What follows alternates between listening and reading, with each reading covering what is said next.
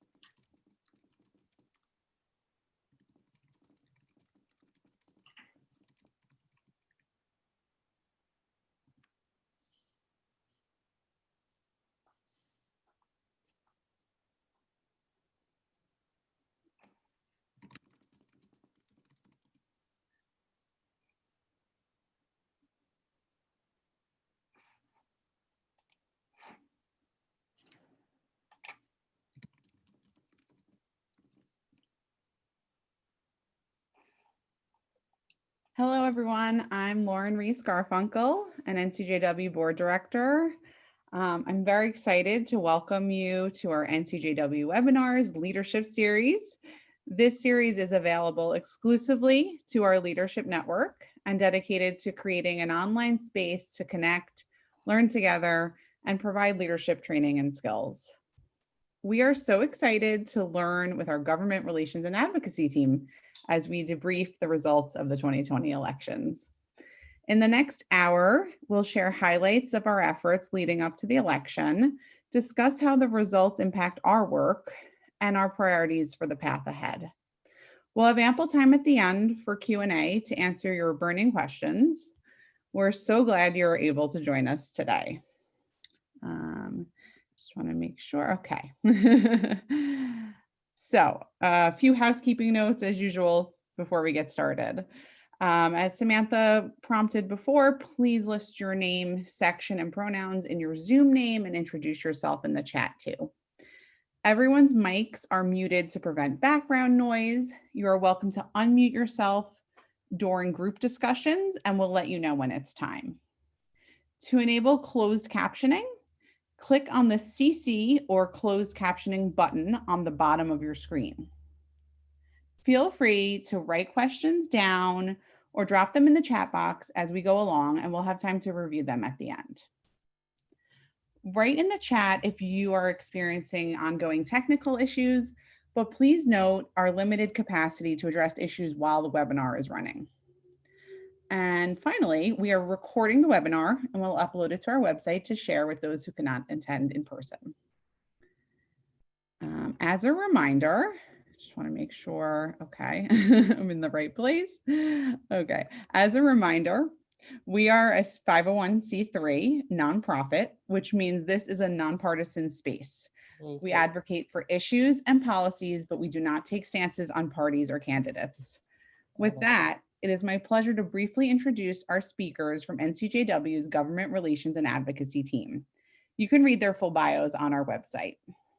Jody Rabhan serves as NCJW's Chief Policy Officer and leads the Government Relations and Advocacy Department. Shannon Russell is NCJW's Legislative Counsel and leads federal advocacy efforts surrounding the priority issues of reproductive health, rights, and justice. Join me in welcoming them to lead us in this important session. It is now my pleasure to turn the webinar over to Shannon Russell. Thank you so much, Lauren. It's so great to see you and everyone else today. As Lauren noted, I'm Shannon Russell, NCJW's Legislative Counsel, and I use she, her pronouns. As she also said, I lead NCJW's federal policy work around reproductive health, rights, and justice, healthcare in general, and religious freedom. And I also manage our Government Relations and Advocacy Internship and Fellowship Program. So as all of you know, NCJW endorses and works for election laws, policies, and practices that ensure, without foreign or domestic interference, safe, easy, and equitable access to the ballot, and eliminate obstacles to the electoral process so that every vote counts and can be verified. So as the results of the 2020 elections trickled in the days following November 3rd, we urged patience as election officials work to defend our democracy by doing exactly that, counting and verifying every single vote. We knew how important it was to get this right, and that meant taking necessary time to ensure a fair and complete counting of the ballots. So on Saturday, November 7th, Joe Biden was elected the 46th president of the United States after defeating President Trump, winning Pennsylvania, which put his total electoral college votes above the 270 that are needed to clinch the presidency. Biden has also won the popular vote. He's currently amassed over 78 million votes, which is the most ever cast for a candidate in a presidential election, to Trump's over 73 million votes, which it's also worth noting is the highest total vote ever for a losing presidential candidate. So thus far, as you can see on your screen, in the kind of darker blue color, Biden has officially flipped 4 states, Wisconsin, Michigan, Pennsylvania, and Arizona, that were won by President Trump in 2016. And he also appears on track to flip Georgia as the state finishes up a recount of all the votes as we speak. So let's take a look at the makeup of the House and the Senate right now. So in the House, as you can see on your screen, Democrats have retained their majority, and they have currently won 219 seats compared to Republicans' 202 seats. Of course, this majority has significantly narrowed from the 232 seats held by Democrats in the current 116th Congress, when Republicans only held 197 seats. And on our next slide, you'll see the makeup of the Senate.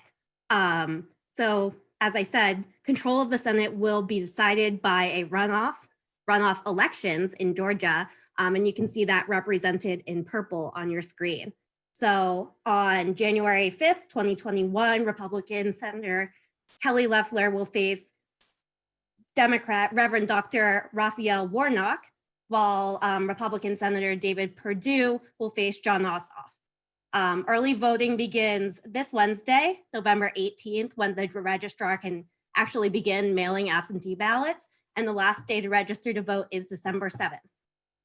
And just a little bit more of a breakdown of what happened. These represent flipped seats. So Republicans flipped 9 House seats and 1 Senate seat, and Democrats flipped 3 House seats and 2 Senate seats. So I'm not much of a numbers person, so the more important question to me is, what does all of this mean, right? So obviously accomplishing our goals becomes more difficult with a divided government. That is when separate parties control the White House, Senate, and the House of Representatives. So I'll dive a little bit deeper on this when we discuss NCJW's priorities for the next Congress and administration. So as in the last 2 years of the Trump administration, the greatest opportunity for change will likely come through the regulatory process and executive actions. So if you haven't already, I definitely encourage you to watch NCJW's lead webinar on administrative advocacy, which presents a more in-depth explanation of this process. But briefly, administrative agencies and departments like the Department of State or the Centers for Medicare and Medicaid Services propose a rule. The public is given opportunity for comment, typically 30 or 60 days, and then the rule is then finalized, which then grants that proposal the force of law. So President Trump has used this process to decimate the Affordable Care Act's birth control benefit, to gut SNAP benefits, roll back protections for survivors of sexual assault, weaponize religious liberty, and to completely eliminate critical protections against discrimination in healthcare. As we will explain later, we hope that President-elect Biden's administration will utilize executive actions and the regulatory process to undo these harmful policies and to restore and improve government programs and policies that are meant to protect the most vulnerable among us. Hi, everybody. Thanks so much, Shannon, for that great information. I'm Jody Rabhan, and I use she, her pronouns. I'm the Chief Policy Officer at NCJW, and that just means that I oversee NCJW's public policy and advocacy work, work with the Government Relations and Advocacy team in Washington, our state policy advocacy network, and so many of you. And then along with Shannon and Faith, represent the organization in coalitions, in Congress, and to the administration. So before we dig into the field highlights, I really want to thank all of you for your work and your dedication to NCJW's mission, and in particular, for everything that went into this election. A special shout out to our Promote the Vote, Protect the Vote 2020 captains. This is something new that we did this year. And for those of you who aren't aware of what this is, a captain is an NCJW member who is the sort of designated liaison between a section participating in the Promote the Vote campaign and then with the NCJW national office. So the captains ensured the section met their commitments to the campaign, really served as leadership on voting work in the sections, and it provided a real opportunity for leadership and a leadership pipeline in the field. So it is because of the captains, it is because of all of you, it is because of the State Policy Advocacy Network that we made such change in local communities, in states, and on the federal level. We do it every day, but really did it in quite an impactful way in this past election. Well, I guess we could say ongoing, given what Shannon mentioned about the Senate race in Georgia. But the work you all did to educate and engage voters in your communities really made the difference when you look at turnout and when you look at what galvanized people this election cycle. So we launched Promote the Vote, Protect the Vote well over a year ago. And as you saw, for those of you who were able to join us in the beginning, in the slideshow, we saw a lot of efforts on behalf of the 39 Promote the Vote, Protect the Vote captains, and so many of you. But through all of this work, we registered hundreds of new voters through NCJW's voter registration tool. We had over 100 registration and education events. We held more than 24 webinars related to voting safe, getting registered, voting via mail-in ballot, early voting, and so much more. And I want to just highlight some of the great work of the Promote the Vote captains. And there's so much more, but due to time, I'm going to just highlight 3. So in Illinois, Jan Schwartz, along with her co-captain, the SPA, the section, they built a Promote the Vote Illinois coalition of over 20 members. It was so successful that they're continuing to work together, and their immediate goal is ensuring that a temporary voting law for this election becomes permanent. In California, our California SPAs, Claire Lipschultz and Barbara Barron, along with the Sacramento section and Promote the Vote captains, led a national effort with Vote Forward, resulting in what many of you all participated in, over 560 NCJW volunteers. And together, we sent out more than 31,000 letters to low turnout voters, providing them information on where and how they can vote. And then in Louisiana, Promote the Vote captains held over 9 voter registration events in 1 month alone. Advocating for state ballot initiatives is yet another way that so many of you made an impact on this election. It's always a critical component of our work, and it's a key way in which policy happens. So our advocates across the country also worked on many ballot initiatives. I'm going to highlight a few. In Louisiana, NCJW led the effort to oppose an anti-abortion ballot initiative that unfortunately passed. In Colorado, our SPA and the section helped oppose a 22-week abortion ban that failed, yay, and supported a paid leave program that passed. In Missouri, the section worked to oppose Amendment 3, which rolls back redistricting reforms that were passed in 2018. Unfortunately, this too passed. In California, our SPAs worked on a number of ballot measures. I'm going to highlight 2. One of them was to repeal an anti-affirmative action ballot measure, which didn't pass. The other, Proposition 17, restored the right to vote to people convicted of felonies who are on parole. which did pass. And then the last one I just want to highlight is in Illinois, despite our SPA and section's best efforts, voters decided not to replace an Illinois flat income tax with a graduated structure. While it was definitely a mixed bag, ballot initiatives are an incredible way to get people engaged. If they're not excited about candidates, if they've never been involved before, it's a wonderful way to engage civically and to drive voters out to the polls. So we really salute the incredible work on this on behalf of the Promote the Vote captains, the sections, and the State Policy Advocacy Network for the incredible work that went into this election. So what does all of this mean for our issues and for our path forward? Shannon teased this earlier. What does a win look like, and how do we define success? Great, thank you so much, Jody, and just echoing her wonderful thank you to all of you in the field that did this amazing work to promote and protect the vote. So as you can see, here are some of our priorities. I'm going to talk about reproductive health rights and justice. And as I said, we are looking forward to working with the Biden-Harris administration to finally take some proactive steps toward ensuring that everyone has meaningful access to the full range of reproductive health care, including abortion. So our legislative priorities work together to do exactly that. I know that you've heard me talk about these bills before, but I'm going to do it again. The Women's Health Protection Act, or WIPA, which is currently HR 2975 and S 1645, is commonly referred to by lawmakers as the bill to codify Roe versus Wade. But we know that it does so much more than that, because Roe has never truly been a reality for so many people. So WIPA actually safeguards the right to access abortion care free from these bans, obstacles, and these medically unnecessary restrictions that are not required for similar healthcare services. So WIPA would protect against restrictions by guaranteeing providers the right to deliver abortion care without limitations that single out abortion or impede access to care. So think these laws that say the clinics have to have certain lighting, or that the hallways have to be a certain width, or that you have to wait 24 hours, have an ultrasound. All of these unnecessary laws would be invalidated by WIPA. Importantly, the bill would also establish clear guidance for courts considering whether a requirement impedes access to abortion care.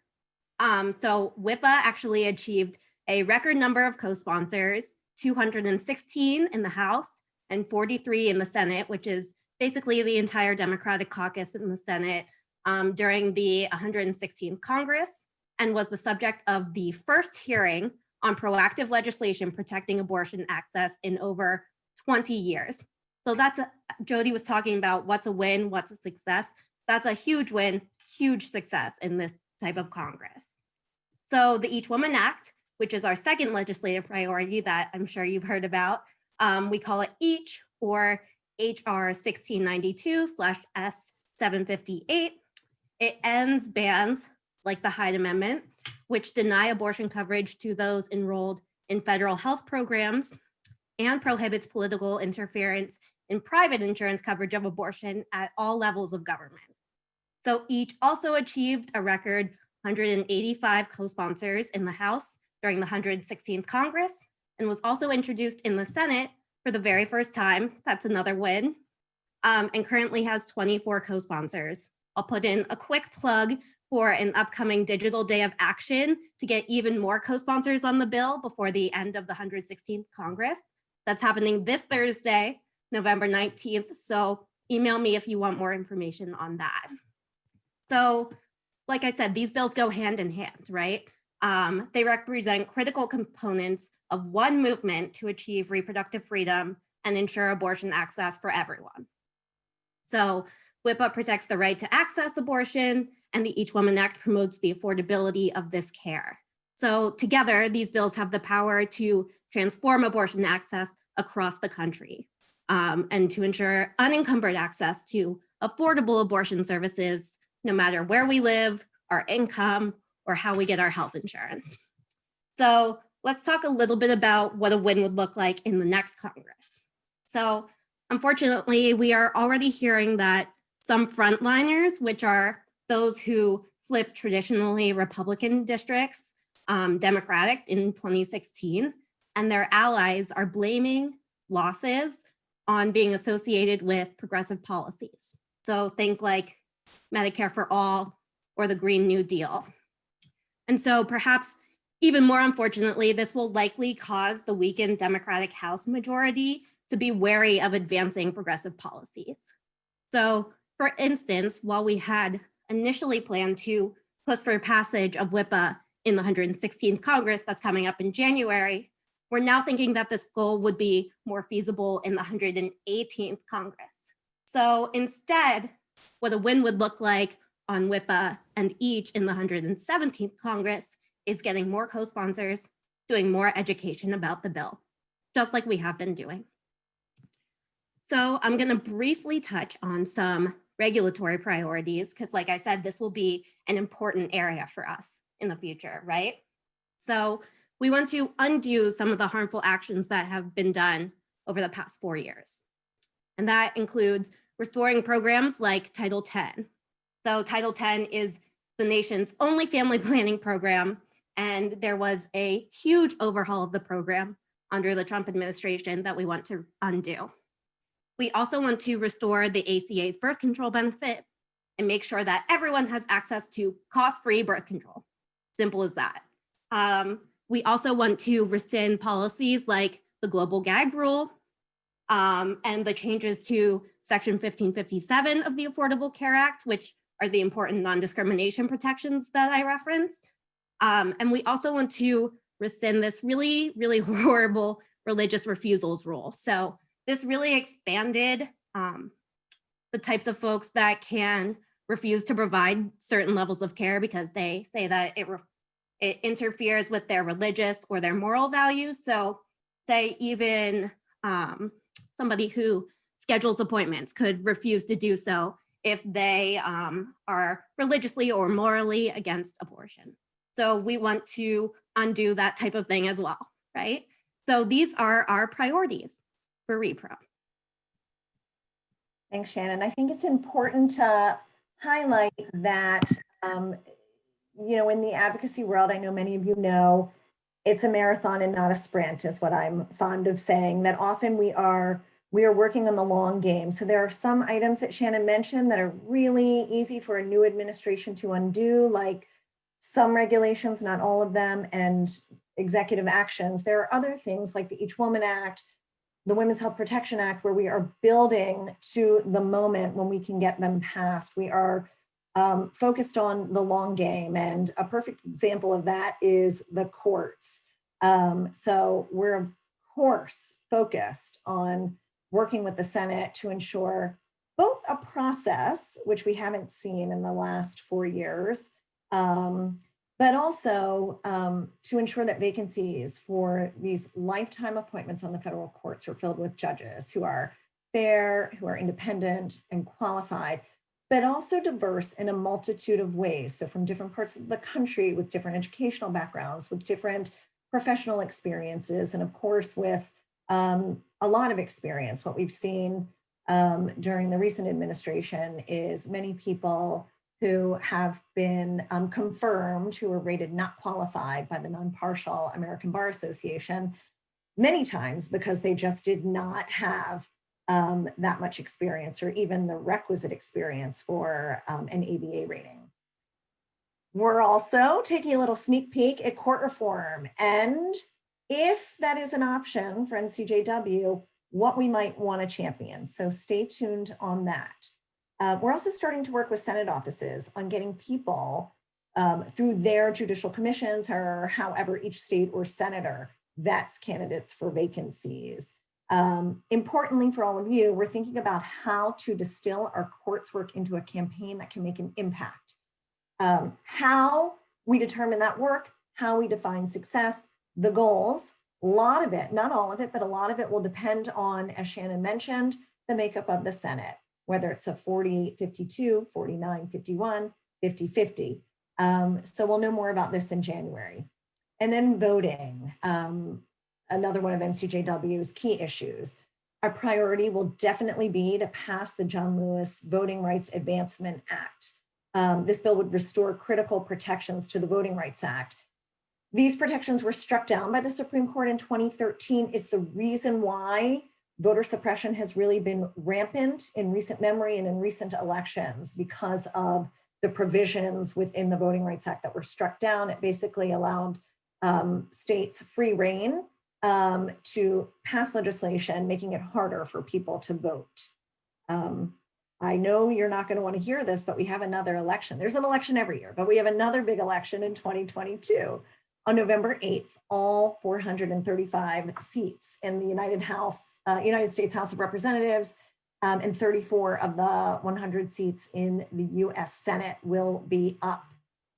So we'll be thinking about our work for the midterm election. Again, what is our goal? What do we want to accomplish?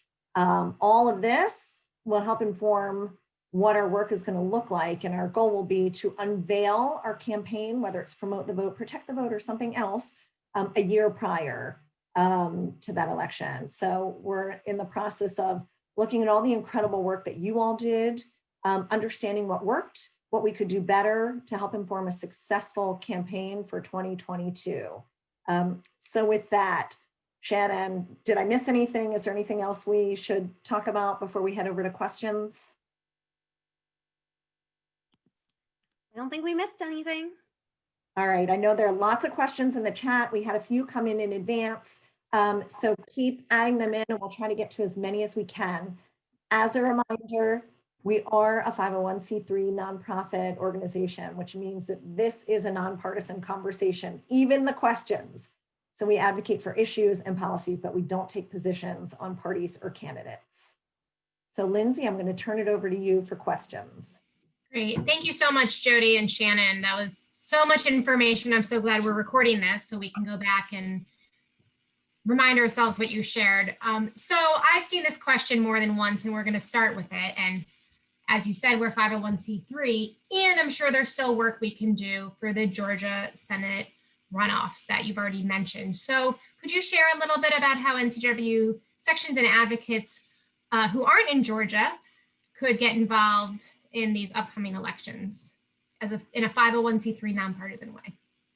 I'm happy to take this, and I invite any Georgia folks who might be with us today to add to the chat. So working with the section president in Georgia, Sherry Frank, and our two SPAs, Sue Tillis and Lisa Ravinsky, we have been in cahoots trying to figure out how we can be helpful in a C3 friendly way. So hot off the presses, we are going to be offering 2 phone banks that are 501c3 friendly from 6 to 8 p.m. Eastern time on December 14th and December 21st. And we'll make sure you get this information, don't worry.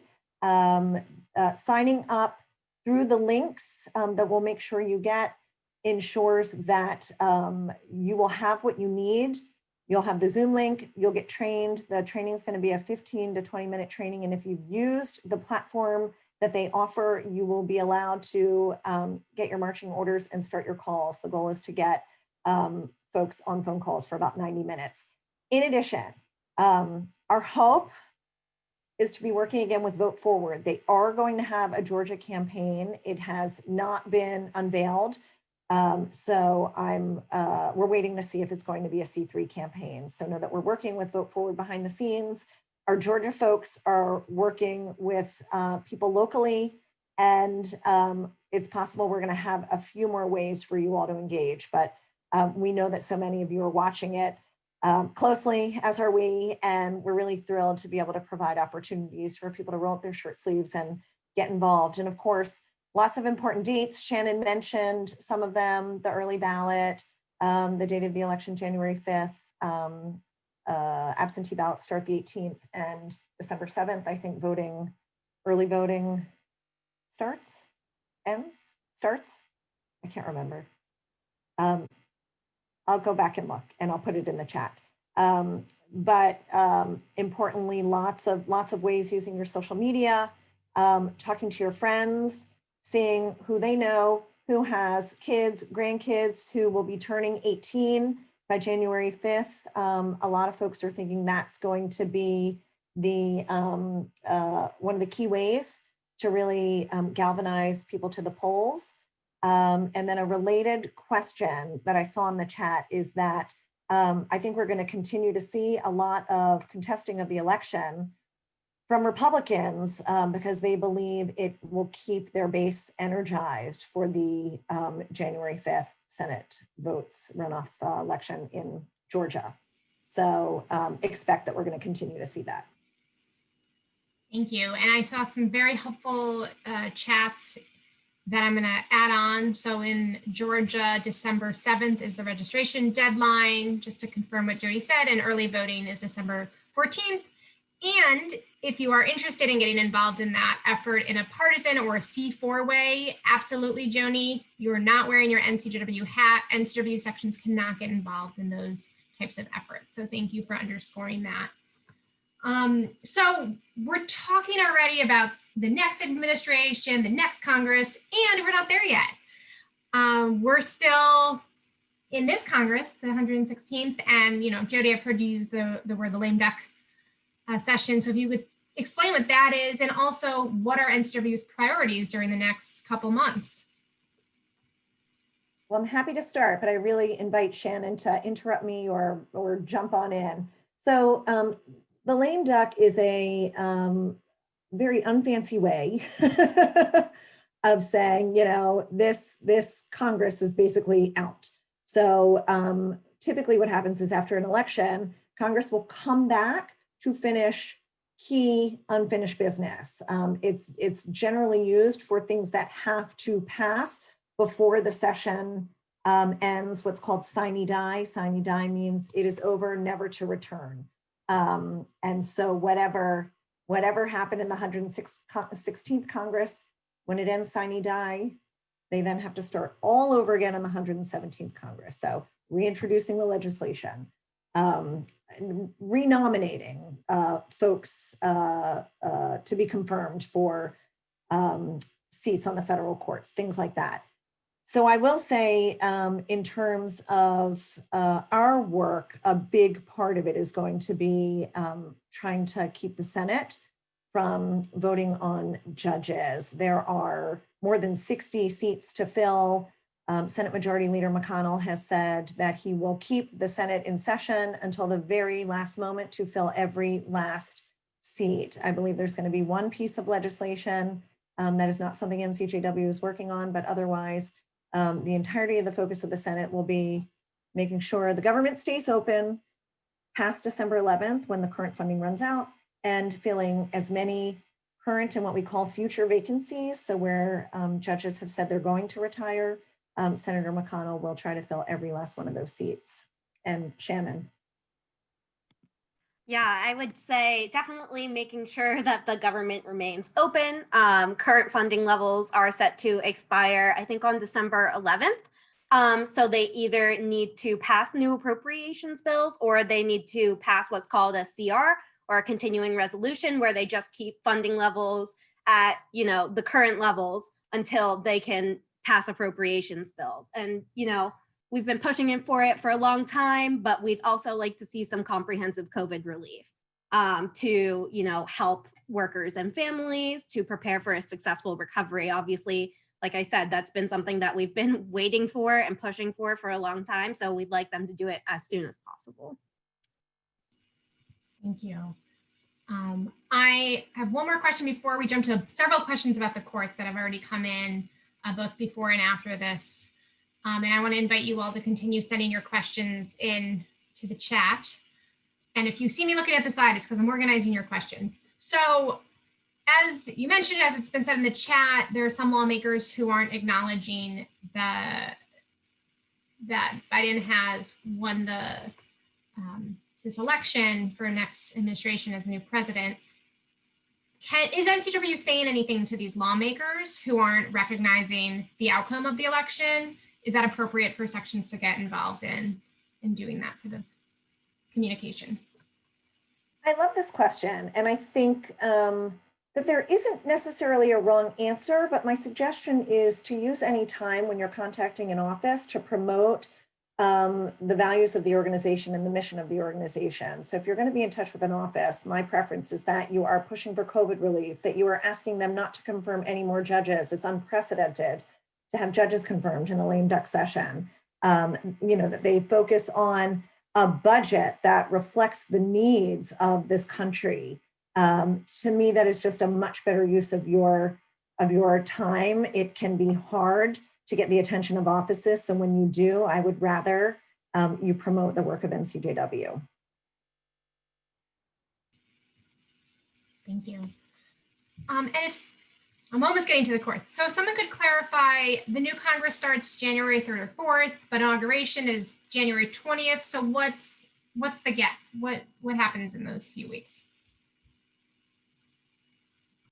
Do you want me to start? I'm happy to. Okay. So what happens is, I believe it's typically around January 3rd. I'm not looking at a calendar. I believe that's a Sunday this year. So my best guess, they haven't announced yet, is that January 4th will be when the new members of Congress are sworn in. So even if it's a continuing member, they're still sworn into the new Congress. As Shannon mentioned, we're currently in the 116th. That will start the 117th Congress. And day one, they will start passing legislation. So Congress gets down to business. What happens with the Biden-Harris administration is they start staffing up. So they will be meeting with groups like NCJW and lots of other people. They'll be hiring. They'll be gathering, information from all the groups to determine what they should be doing on day one, what they should be doing on week one, what they should be doing during their first 100 days. And so all the things that we're going to see happening after inauguration, they're gearing up for all of that, hiring for the agencies. It is just the transition team was going to be 350 people. They're projecting it's going to be about 500 people on the transition team. And when you think about the current state of government, it is sparse. So they have a lot of jobs to fill, and it's very typical that people turn in, even if they're career folks, often they won't stay on for a new administration. So there will be thousands and thousands of jobs to fill and priorities to set. Thank you. All right, now we're switching to the courts, and we're going to start with judges, and then we're going to talk about the Supreme Court, and maybe we'll jump into lower courts a bit. So what happens to the judges? I know, Jody, you had mentioned Senator McConnell is trying to confirm all the judges that are currently in the queue, but if some are left over before we get to the next Congress, what happens to them? That's it. So, right. So our goal is obviously no more judges, but to hold as many seats open as possible at the very least. So if they are not confirmed in the lame duck session of Congress, the clock resets basically for the 117th. So they would have to be renominated. Thanks. So in the next Congress with the next administration, and obviously it depends on the makeup of the Senate, but let's assume Senator McConnell continues to be the speaker. What are you anticipating he'll do about judicial nominees from the Biden administration? Well, this question keeps me up at night and probably will continue to keep me up at night, depending on the makeup of the Senate. So it is possible Senator McConnell will proceed as he has been under other Democratic presidents. So under President Obama, he held a Supreme Court seat open for 9 months. He refused to confirm any judges for the last 2 years of President Obama's presidency. He has, throughout the Trump administration, refused to consider any legislation passed by the House with the exception of COVID, and certainly has not valued anything that has bipartisan support. So my fear is that that will continue, and we certainly should expect that. We have seen it from him. He is singularly focused, and it hasn't impacted his ability to lead or to get reelected. So it seems to be working for him. However, President-elect Biden and Senator McConnell do have a very long history of serving together in the Senate and of working together. It is entirely possible that it could be much better than the scenario I laid out. I always try to hope for the best, but expect the worst as a general rule. And so that is sort of the lens with which I'm entering the next Congress, particularly as we sort of await the January 5th election in Georgia. Thanks. Shannon, we have repro questions coming soon, but there's a couple more in the court. So I think we're going to just stick on that and then we're going to shift. So, and I think this is a question for Jody. Is there an example of a judicial nominee who is not confirmed because of public response and outcry?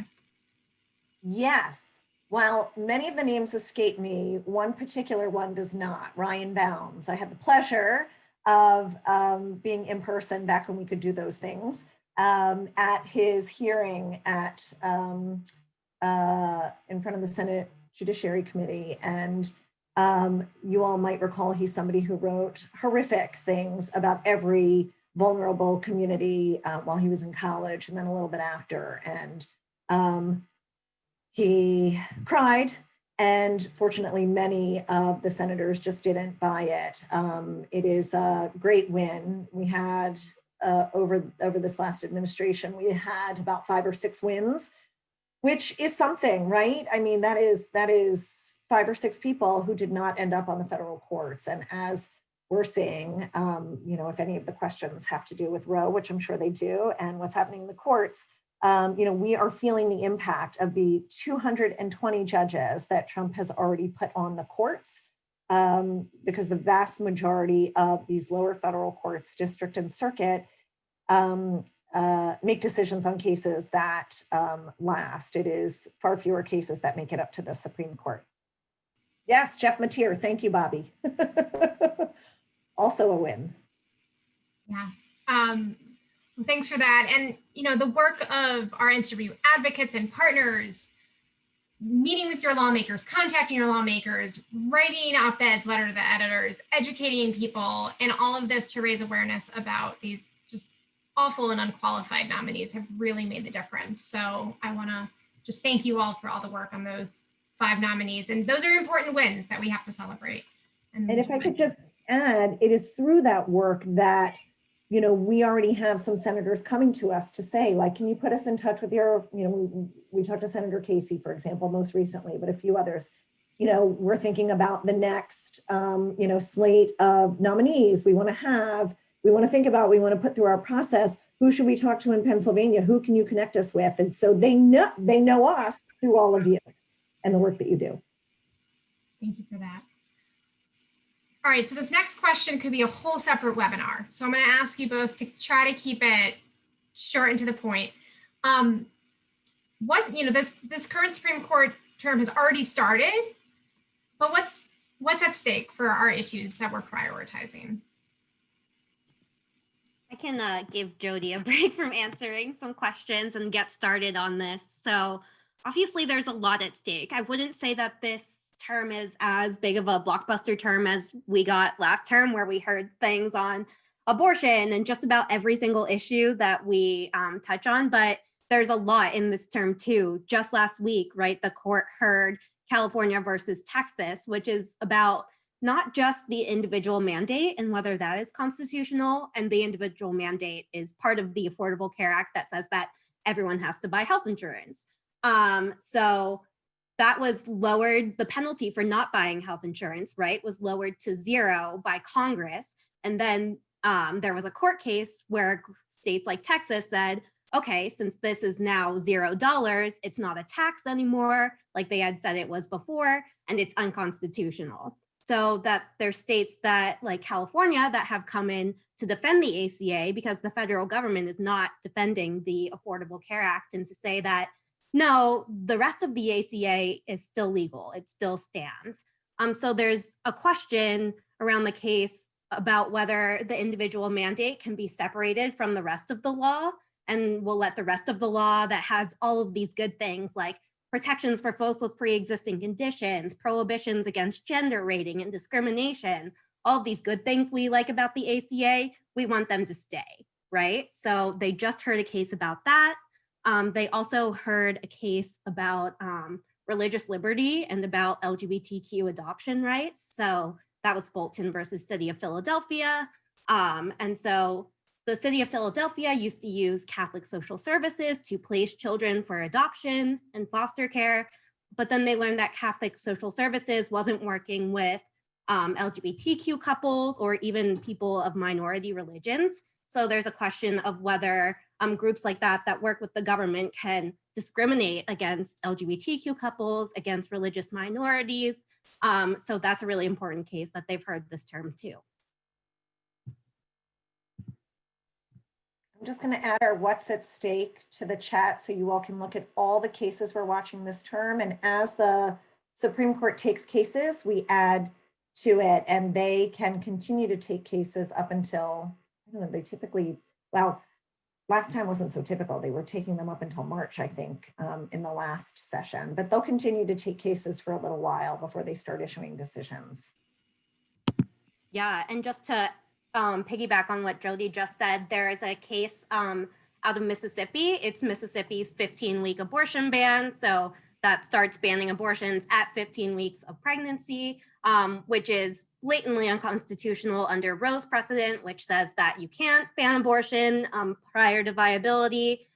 So the Supreme Court has put off consideration of whether it's going to take this case like 3, 4, 5 times. So they're still considering whether or not they're going to take the case.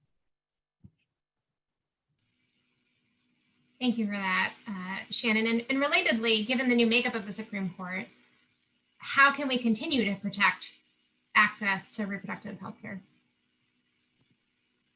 Yeah, so I think that's a great question. And if, you know, everybody is so worried about the potential of Roe versus Wade being overturned, which is valid, and then things would go back to the states, right? So different states have different rules about abortions. Some have these trigger laws that say that if Roe versus Wade were to be overturned, abortion would be immediately, all abortions would be immediately banned in the states.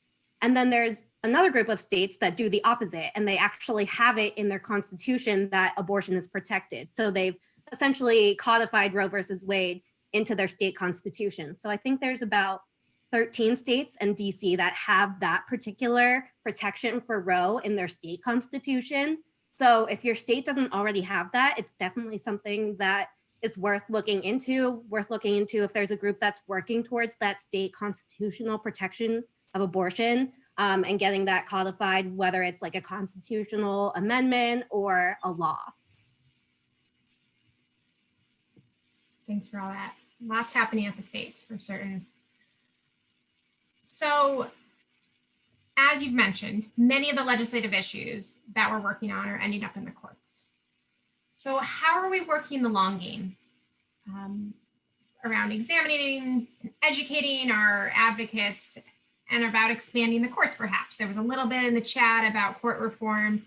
I don't know if there's something you can add around this, the long-term game and expanding the courts.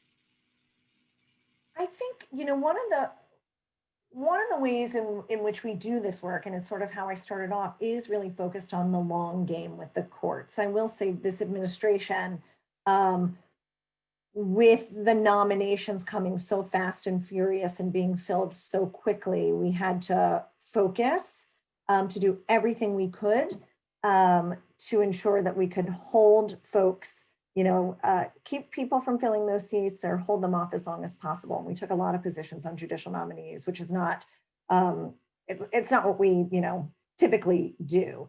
But I think our courts work is a really good example in general of building that long game. We've got right now 7 coalitions in states around the country. Many of you all on the call today are doing that work. And it is through that work, the ongoing education that we do around the courts, building an educated electorate on the importance of the courts. We saw some of the fruits of that labor in this election when you had more people in exit polling saying what drove them to vote. I think it was the number 2 issue was courts, and then in particular, Supreme Court and abortion. So you think about the work that we've been doing, certainly on abortion since our inception, but the courts for the last 30 years. And it's things like that where you start to notice the payoff. Now, I get that that's not for everybody, that truly is a long game, but making the connection between the issues we care about, who's on the court, who serves in the Senate, getting out to vote, all in a C3 friendly way.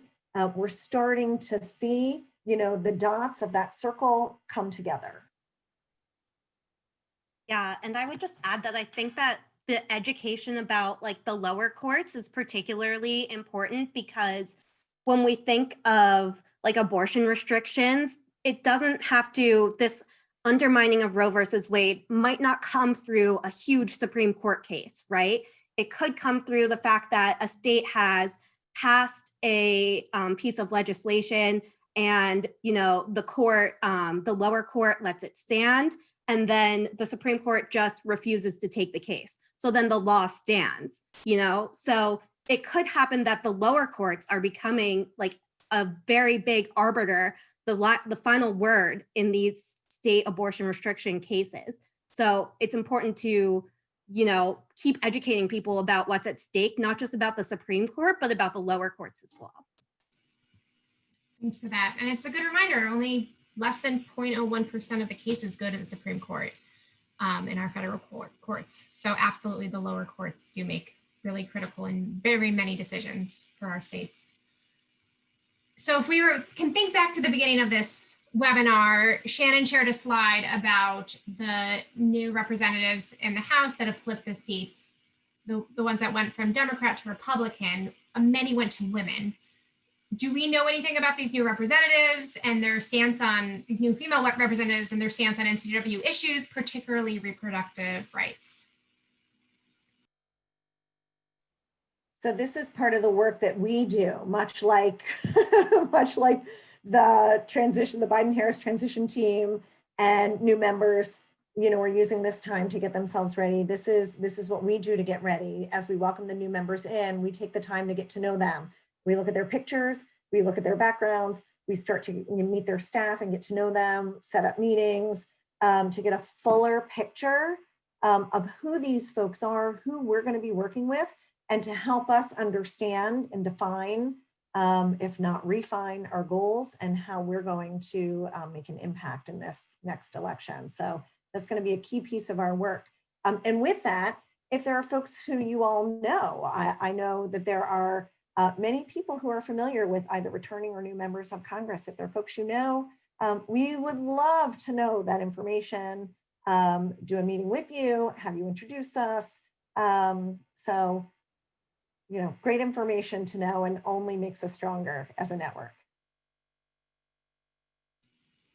Thanks. I love that idea. I mean, now we're in this new world where everything is remote, and that means we can be everywhere. And so the idea that we could never do of having, our field leaders, you all, and if you would like Jody or Shannon or Faith to join a meeting with your lawmakers, that's something we couldn't usually do. So what a creative idea. And I was remiss when we talked about the courts and around education, the long game and educating our constituents. We want to make sure you all have those resources, whether it's for courts or repro or other work. And so if there are gaps that you want to have, information you want to have, messaging, please reach out and let us know so that we can create those resources for you or find them.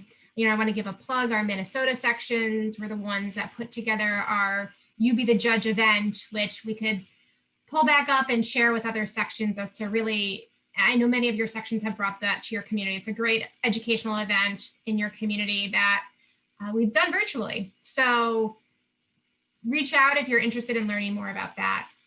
I think this is going to be our last question, and it's going to pull together a bunch of things. There's questions about what are NCJW's priorities, starting in 2021, and where is the government relations and advocacy team going to be focusing? Also, how are we rethinking this as far of a winning strategy in our work? We know our work on repro and courts is really, it's like we're swimming against the current. And so how are we reshifting, thinking about how we're doing this work? What is that looking like? And what are our priorities as we head into the 2021 in the next Congress? I'm happy to start. Again, this is work that we're doing now. It is typical with the new triennium, right? We've got lots of new triennium, new administration, new Congress. It is typical that we take stock of the impact we had in the last Congress, what we want to do in the new Congress, obviously working with NCJW's board to make decisions about issues, strategy, messaging, things of that nature. What I can tell you is that our core issues will remain, so reproductive health rights and justice, federal courts, and voting rights, voter engagement. The work may look a little bit different, so I teased it for those of you who have been with us through the entirety of this webinar.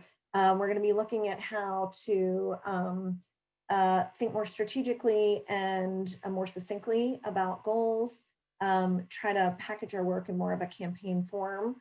So you'll be hearing more about that and certainly more related to the goals and the messaging, but those overarching key priorities will remain. Yeah, and I'll just add that a lot of our thinking about like how we're going to talk about the issues and how we're addressing things gets done in coalition, right? So right now we're working with a bunch of different coalitions to say, like, rewrite the Each Woman Act, to reframe the Women's Health Protection Act, just so it's not only the legislation is written as best that it can be and it can actually be enforced, where it to be passed, but that we're all talking about it with one voice and that we're using inclusive language, and that, you know, we're also explaining the bill correctly and just making sure that it reaches as many people. So continuing to do that education about the bills is really important. And the repro groups in particular have this blueprint process. I just put a link in the chat where you can see a link to our like first priorities. These are things that we would want done like in the first 100 days of the new administration. And then we come up with a much larger blueprint document that is like a guide to sexual and reproductive health rights and justice for the new administration. So we're in the process of not only tackling these first 100 days priorities, but the larger blueprint document that is, like I said, more of a guide for the rest of the administration. Great. Well, thank you so much for all of that. I want to ask you both, sort of put you on the spot. If there was one thing you said in the last 56 minutes that you want to underscore for everyone on this webinar, what would be your kind of key takeaway that you want to make sure they leave with, or key learning? So if you want to share that, and then I think we'll head back over to Lauren. I can go first. I would say like what I really want to underscore is that even though there's like the weekend House majority and we're still trying to figure out what's going to happen with the Senate, that there's plenty of opportunity to do good proactive work upcoming. So I think trying not to be discouraged by not having, you know, like even like a fortified House majority or like, you know, strong Democratic control of the Senate. I think trying to think about what we can do in the 117th Congress and to really focus on like what proactive work that we can do. So like educating about these bills, educating about the courts, you know, doing everything that we can do with our circumstances. And to that point, it all matters. So a win may not be a win today, but it could be a win tomorrow or in a few years. We're building the infrastructure.